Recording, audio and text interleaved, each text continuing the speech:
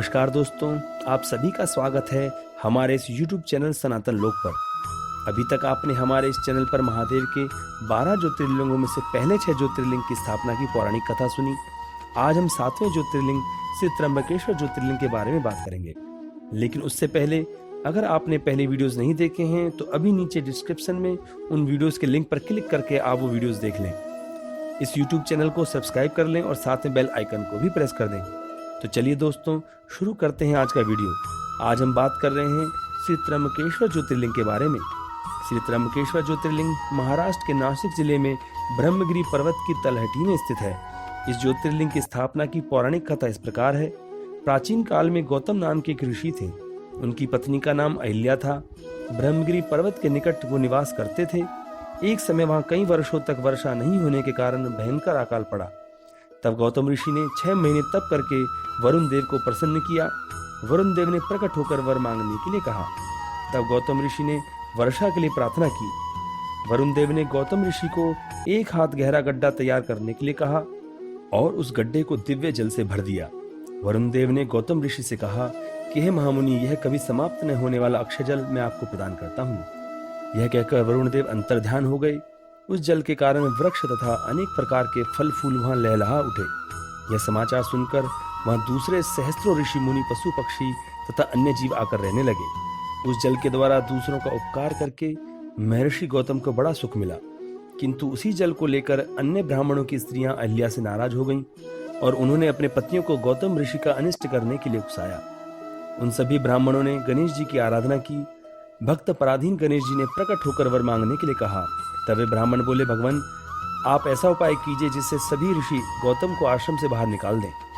गणेश जी ने उन ब्राह्मणों को समझाया कि तुम लोग कोई दूसरा वर मांगो, किंतु वो ब्राह्मण नहीं माने। तब गणेश जी ने कहा, तुमने जिस कार्य के लिए तपस्या की है मैं वह अवश्य करूंगा। तब गणेश जी एक दुर्बल गाय बनकर गौतम ऋषि के धान के खेत में जाकर चरने लगे। गौतम ऋषि मुट्ठी भर धान के तिनके लेकर उस गाय को हाँकने लगे। उन तिनकों का स्पर्श होते ही वह गाय पृथ्वी पर गिर पड़ी और उसी क्षण मर गई। वे दुष्ट ब्राह्मण और उनकी पत्नियां छुप कर यह सब देख रहे थे। गाय के गिरते ही सभी गौतम ऋषि तथा अहिल्या को गौहत्यारा कहकर बुरा भला कहने लगे। उन ब्राह्मणों ने कहा कि जब तक तुम आश्रम में रहोगे तो देवता, अग्निदेव तथा पितर भी हमारे द्वारा दिए हव्य कव्य को ग्रहण नहीं करेंगे, इसलिए तुम परिवार सहित यहाँ से अभी चले जाओ। गौतम ऋषि तत्काल वहां से निकल गए और 1 कोस दूर जाकर उन्होंने अपने लिए एक आश्रम बनाया। किंतु वे ब्राह्मण वहां पहुंचकर कहने लगे कि जब तक तुम पर गौहत्या का पाप है तुम्हें कोई वैदिक कार्य करने का अधिकार नहीं है। तब गौतम ऋषि ने उनसे अपनी शुद्धि का उपाय पूछा। तब उन ब्राह्मणों ने कहा कि अपने पाप को प्रकट करते हुए 3 बार सारी पृथ्वी की परिक्रमा करो, फिर लौटकर यहाँ 1 महीने का व्रत करो। उसके बाद इस ब्रह्मगिरी पर्वत की 101 परिक्रमा करने के पश्चात तुम्हारी शुद्धि होगी। अथवा गंगा जी को यहाँ लाकर उन्हीं के जल से स्नान करो तथा 1 करोड़ पार्थिव शिवलिंग बनाकर महादेव की आराधना करो। फिर गंगा में स्नान करके इस पर्वत की 11 बार परिक्रमा करो। तत्पश्चात 100 घड़ों के जल से पार्थिव शिवलिंग को स्नान कराने पर तुम्हारा उद्धार होगा। गौतम ऋषि ने पत्नी अहिल्या सहित ब्रह्मगिरी पर्वत की परिक्रमा के पश्चात पार्थिव शिवलिंगों का निर्माण करके उनका पूजन किया। गौतम ऋषि तथा अहिल्या की तपस्या से प्रसन्न होकर भगवान महादेव प्रकट हुए और कहा, वर मांगो। तब गौतम ऋषि बोले, हे महादेव मुझे निष्पाप कर दो। भगवान महादेव ने कहा कि आप सदा ही निष्पाप हो, उन दुष्टों ने तुम्हारे साथ छल किया है। तब गौतम ऋषि बोले, हे महादेव उन ऋषियों ने तो मुझ पर बड़ा उपकार किया है। यदि उन्होंने यह बर्ताव मेरे साथ नहीं किया होता तो मुझे आपके दर्शन कैसे होते। उन्होंने तो मेरा कल्याण ही किया है। ऐसा सुनकर भगवान महादेव ने कहा कि हे विप्रवर, तुम धन्य हो, मैं तुम पर प्रसन्न हूँ, तुम वर मांगो। तब गौतम ऋषि बोले, हे महादेव अगर आप मुझ पर प्रसन्न हैं तो गंगा प्रदान कीजिए और इस लोक का उपकार कीजिए। भगवान महादेव ने गौतम ऋषि को उनका इच्छित वर प्रदान किया और गंगा वहां प्रकट हुई। महादेव ने कहा कि यहाँ गंगा गौतम ऋषि द्वारा प्रकट होने के कारण गौतमी कहलाएगी तथा गोदावरी नदी के नाम से प्रसिद्ध होगी। यह सुनकर गंगा जी ने कहा, महादेव आपके बिना गंगा का कोई अस्तित्व नहीं है, इसलिए आप भी यहाँ पर निवास करें। उसी समय सभी देवता, प्राचीन ऋषि, अनेक उत्तम तीर्थ वहां प्रकट हुए।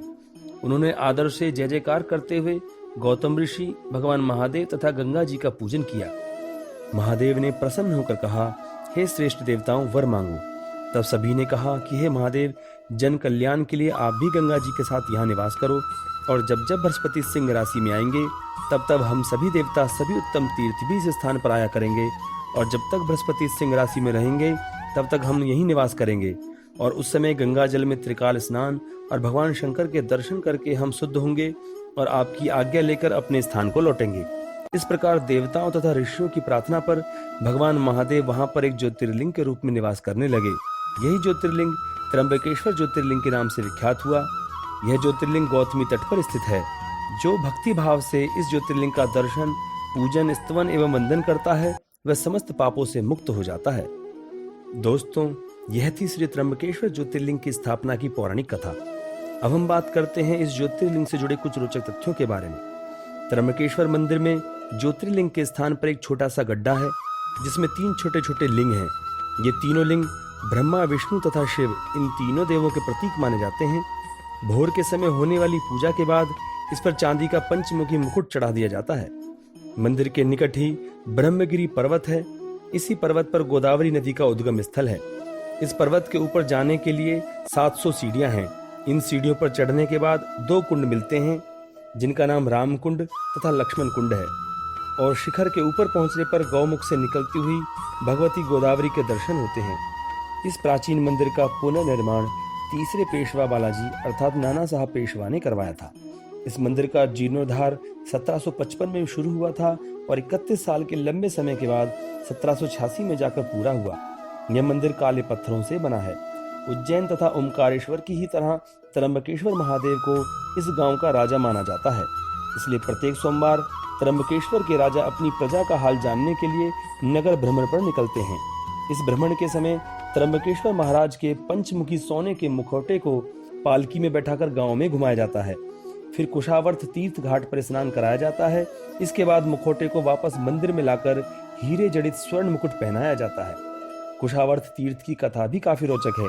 कहते हैं कि ब्रह्मगिरी पर्वत से गोदावरी नदी बार बार लुप्त हो जाती थी। गोदावरी के पलायन को रोकने के लिए गौतम ऋषि ने एक कुशा के प्रयोग से गोदावरी को बंधन में बांध दिया। उसके बाद से ही इस कुंड में हमेशा लबालब पानी भरा रहता है। इस कुंड को ही कुशावर्त तीर्थ के नाम से जाना जाता है। शिव पुराण में वर्णित है कि जब जब बृहस्पति सिंह राशि में स्थित होते हैं तब तब सभी देवता, सभी तीर्थ, पुष्कर आदि सरोवर, गंगा आदि सभी नदियां तथा श्री विष्णु आदि देवगण गौतमी तट पर निवास करते हैं। वे जब तक गौतमी के किनारे रहते हैं तब तक अपने स्थान पर उनका कोई फल नहीं मिलता।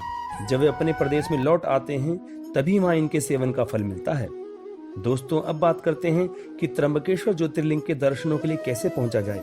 सबसे समीप railway station Nashik road railway station है। मंदिर से इसकी दूरी 37 किलोमीटर है।